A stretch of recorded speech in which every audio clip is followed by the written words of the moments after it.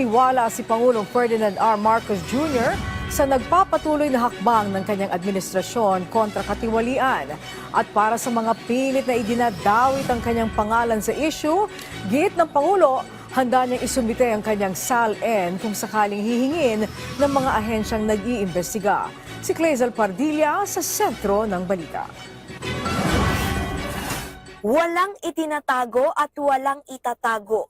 Ito ang paninindigan ni Pangulong Ferdinand R. Marcos Jr. sa harap ng hakbang ng kanyang administrasyon kontra katiwalian.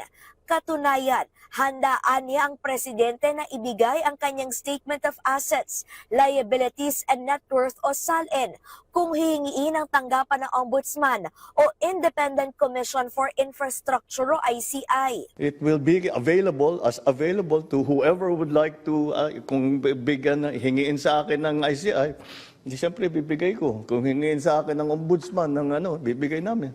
Sinabi rin niya ng presidente sa harap ng pilit na pagkaladkad ng ilan sa kanyang pangalan sa manumalyang proyekto kontra baha.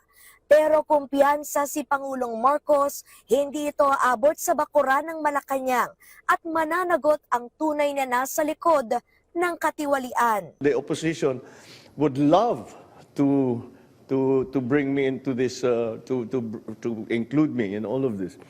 But that's politics. That is not to do about corruption. That is to do about politics. Gusto nila akong tanggalin.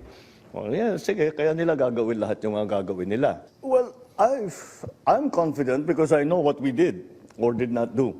But if we investigate everybody, we follow the evidence, and wherever that leads is not something that we try to direct or influence. That's why we have the ICI.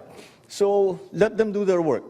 We do not interfere with what they do. Para mas mabantayan ang pondo ng bayan sa pinakaunang pagkakataon, pinasa sa publiko ng presidente ang deliberasyon ng Bicameral Conference Committee sa panukalang 2026 National Budget. Tatanggalin na rin ang Small Committee kung saan sinasabing nangyayari ang pagsisingit ng mga questionableng proyekto. I have the agreement of the Senate President and the Speaker na ganun ang gagawin natin. We will live stream the entire process so that if there are questionable, shall we say, insertions or additions or all that, it will also be clear who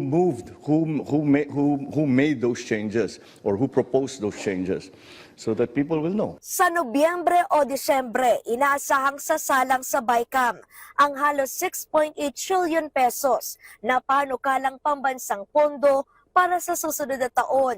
Tiwala si Pangulong Marcos na hindi niya kinakailangan i-veto ang proposed national budget.